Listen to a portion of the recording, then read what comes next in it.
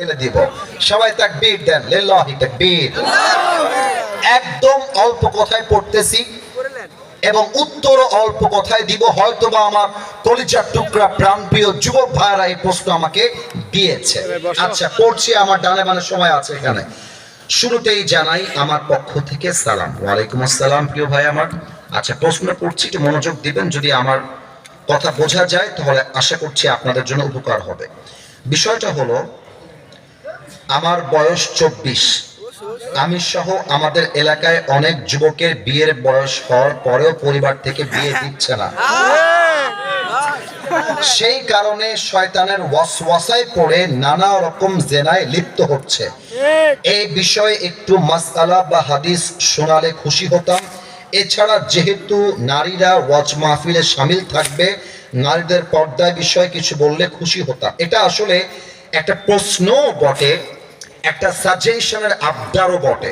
এখানে আমার অনেক আব্বা জানরা এসেছেন। উইথ ডিউ রেসপেক্ট আব্বা জান, আমি আসিফ হুজুর, আপনি আমাকে চিনতে নাও পারেন, আজকে প্রথম দেখলেন, তবে আমি একজন নগণ্য দিনের খাদেম হিসেবে প্রতিটা বাবার পায়ে আমি হাত রাখলাম, আর প্রতিটা মায়ের সামনে আমি আমার হাতটাকে জোর করে আবদার করলাম, ছেলের বয়স হয়ে গেলে ডান বাম দেখবেন না, ছেলেকে সোজা বিয়ের পিঁড়িতে বসায় দিবেন।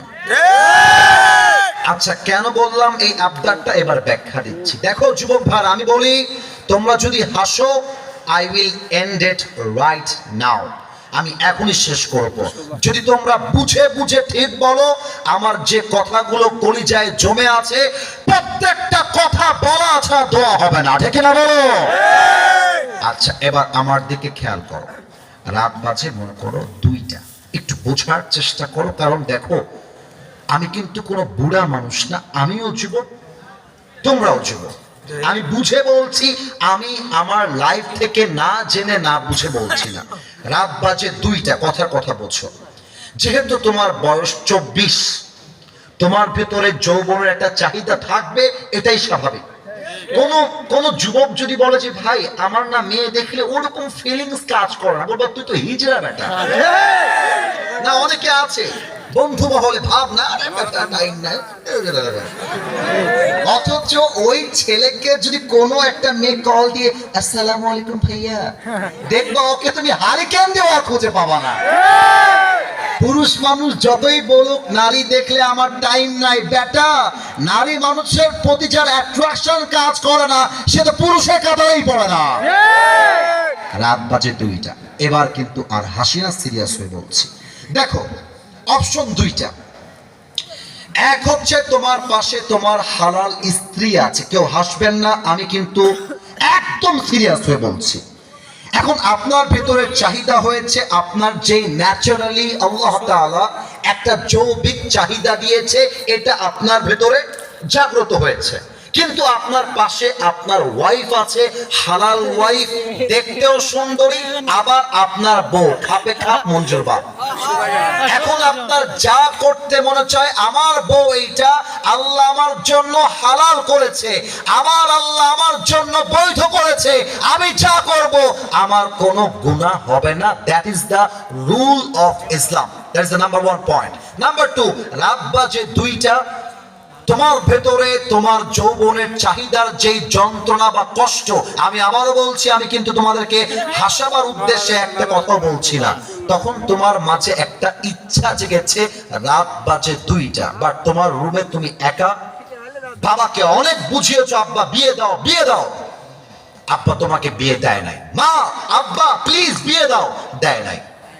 এখন রাত 2টার সময় তুমি যদি তোমার যৌবনের চাহিদায় পড়ে পর্নোগ্রাফি দেখো, কোন মেয়ের সঙ্গে কল দিয়ে বাজে কথায় লিপ্ত হয়ে যাও, প্রত্যেকটা গুনাহের দায়ভার তোমার বাপকে আর মাকে কিয়ামতের দিন বহন করতে হবে।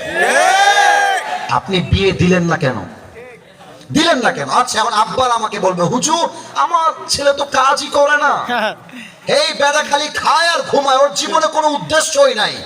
তাদেরকে বলবো, যুবক ভাইরা নিজের পায়ে দাঁড়িয়ে যদি বিয়ে না করো, মেয়ে মানুষ বড্ড ডেঞ্জারাস, এমন ডেঞ্জারাস যদি মেয়েরা বোঝে তুমি তার জন্য বেটার অপশন নও, অনেক মেয়ে তোমাকে ছাড়তে 2 পয়সা পরোয়া করবে না। আর আজকালকার মেয়েরা কেমন আমি বলে দেই, সব মেয়েকে এক পাল্লায় মাপছি না।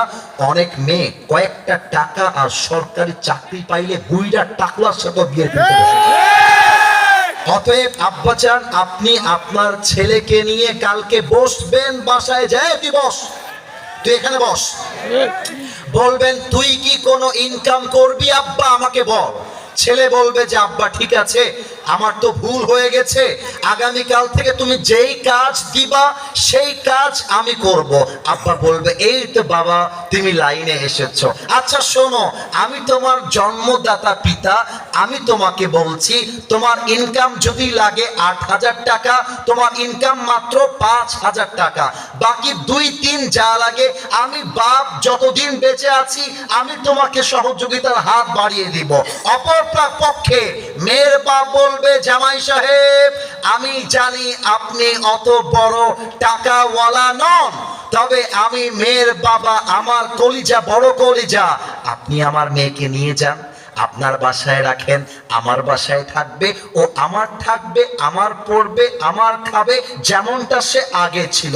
আপনি যতদিন পর্যন্ত জামাই সাহেব কামাই না করছেন আমি আমার মেয়েকে সামলে নিব। আপনি প্রতিষ্ঠিত হন, আপনি সফল হন, আমি শ্বশুর আপনার অপেক্ষায় থাকবো। মেয়ের বাপ যদি এমন কথা বলে, ছেলের বাপ যদি এমন কথা বলে, 90% যুবক সেরার থেকে উঠে যাবে। যুবক ভাইরা আমার, মেয়ের বাপ বলে আমার মেয়েকে বিয়ে করতে চাইলে 30 লাখ টাকা দেনমোহর না দিলে বিয়েই দিব না। আরে বাপ রে, কি তোমার বিটি আমার বাপ, 30 লাখ টাকা নাকি দেওয়া লাগবে? 30 লাখ টাকা দেওয়া লাগলে আমি একটা কেন, আমি 4টা বিয়ে করবো যুবক ভাই।